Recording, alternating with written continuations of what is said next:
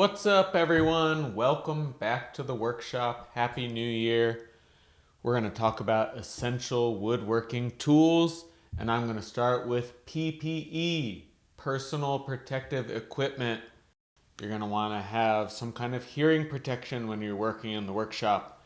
These have a 25 decibel noise reduction, and they're Bluetooth, so I can listen to something while I cut wood. Protect your ears, protect your eyes. I've got goggles, I've got glasses, got some big goggles that can go over them. If you don't feel like goggles are enough for you, you might even want to consider having a full face shield.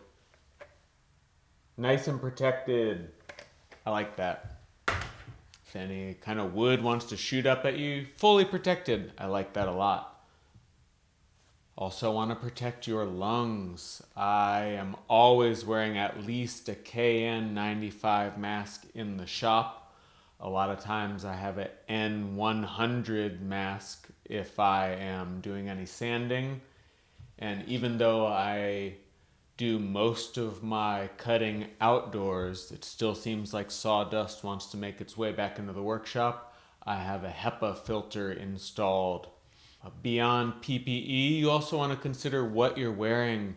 I don't like to wear gloves when I'm working with any tools that are spinning. Things can go south faster than you can react. You really got to respect the tools that you're working with. I don't wear gloves. If you're wearing a hoodie, you want to be mindful of your drawstrings. If you've got long hair, you want to tie it back. I don't have to worry about that. Respect the tools that you're working with. Don't get complacent. If I were going to pick one tool that I need for making speakers, it's the track saw. It's like a circular saw, but it runs on a track. It'll give you nice straight cuts along this edge. I got a pretty basic and entry level track saw, but I upgraded the track and I also upgraded the blade. I got a thin kerf blade. It really helps reduce the amount of tear out I get. When I'm breaking down sheets of ply with my track saw, I like to lay it on a foam spoil board. This sheet of foam is also 4 foot by 8 foot, which is the same dimensions that a lot of the plywood comes in.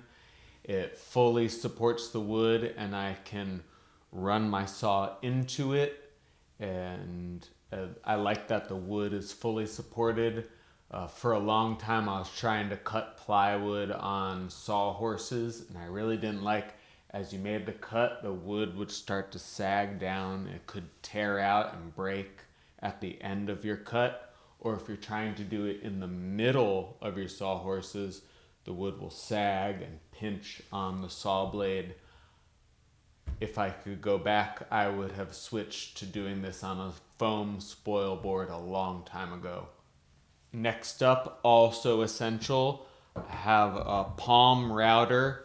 I really like this one. It was $50 at Harbor Freight. It has a metal base, and I think that is worth having. I have an older and a cheaper one that only had a plastic base, and it did not hold up very well over time.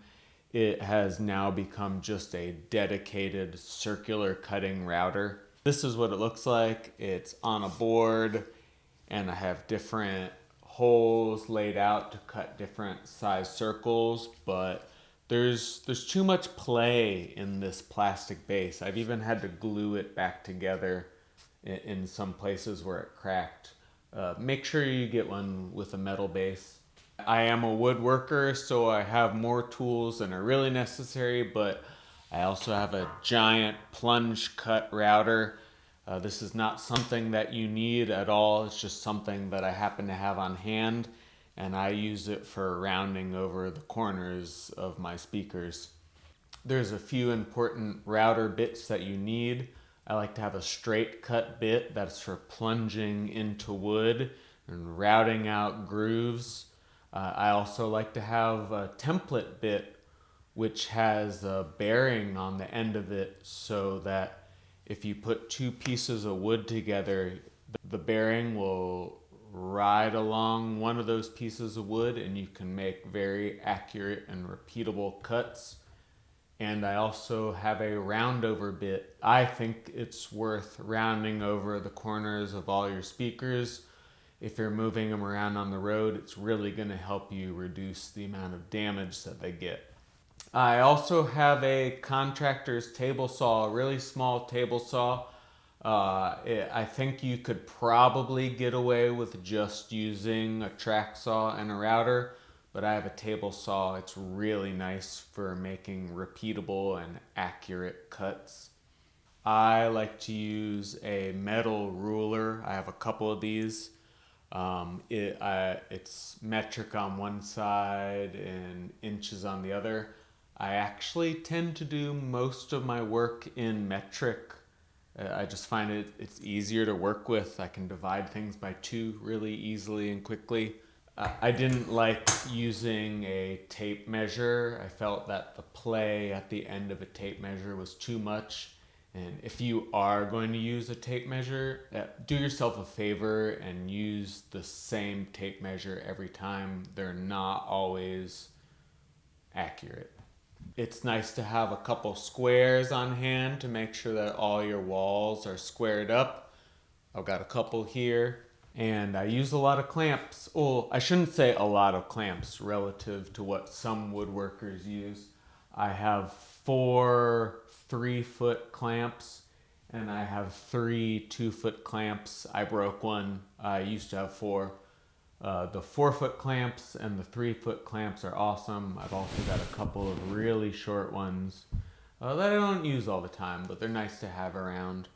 You should probably also have a drill or an impact driver, pilot holes, driving in screws. I don't like to rely on glue solely. I like to have some mechanical fasteners. I mentioned in my last video that I like to use PL Premium to glue all of my joints together, so you need a way to dispense it. I also like to tack all of my wood into place with a brad nailer. This is attached to a air compressor. I use 44 millimeter 18 gauge brad nails to secure all my wood while the adhesive cures. And this is all because I have a traditional woodworking shop. If you have access to a CNC, that's really cool. No shame in that at all. You're still a woodworker. If you know how to use one and you have access to one, more power to you. If you are outsourcing the CNC work, it's worth retaining some of those pieces so that you can use them to make router templates. I'll show you how to do that soon. I think that's it. I tried to go through that really quick. There's not a lot of tools you actually need to start building speakers. You can do it on a budget. Stay tuned for the next video where I talk about the actual components you need to run a sound system. Thanks for stopping by the shop. I'll have more for you soon.